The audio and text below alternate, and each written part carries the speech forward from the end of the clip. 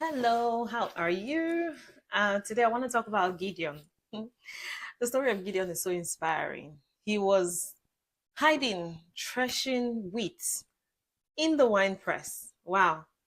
How many of us here have hidden for so long under the guise of identity? I'm so shy. I'm social media shy. I'm an introvert. I'm whatever the title it is that you've given yourself. Do you know that until you strip yourself of that title, you will be limited? It took the angel of God to come to Gideon to let him know one thing, that he was a mighty man of valor. And even at that, Gideon was still questioning the angel. Where are all his miracles? What did God, where all those things that we used to know, where are they? And of course, he had other excuses. I'm the least of my, in my father's house. And all those, excuses. We give so many excuses that it hinders us from living out our lives to the fullness of our destinies. You know that the extent of your excuses, they are the boundaries of, they are the limitations and the boundaries of the life that you can live. So my encouragement is you need to quit giving excuses. I used to be like that. I wasn't very active on social media. I wasn't it was like I wasn't there, honestly, because I was so shy of the social media thing.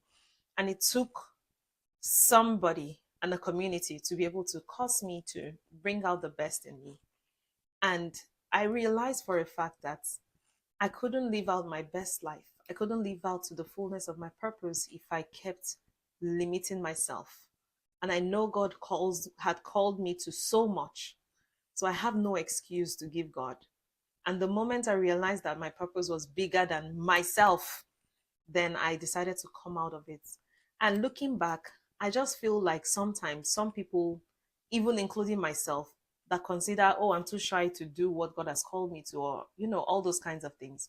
You're self absorbed. The moment you think of it as bigger than you, not about you anymore, then you'll be liberated from what people will think about it and you would run with what God has committed to your hands. I hope this is an encouragement to anyone who's watching this today and feels like you're still in your shell to come out. After all, can I tell you what the Bible says? It says he has brought us out of darkness, and in that particular verse, it's talking about obscurity into his marvelous light. How wonderful is that? That we've been called into the marvelous light of God. You've been called as a light to the world, a light of the world. He says, a city set on a hill cannot be hidden.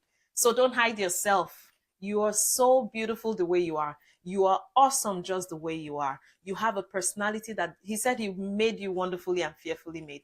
That's what he made you. So don't keep yourself under. Don't be that enemy for yourself that is limiting yourself just because of your mindset.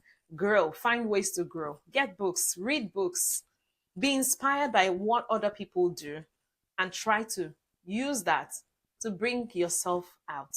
Get into a supportive community. I always say that for me because that really worked for me, and I feel everybody else needs to. If you know you cannot pull yourself up by yourself, then get into a community that will help you do so. Okay, so back to the story of Gideon. In the end, he did marvelously and amazing well.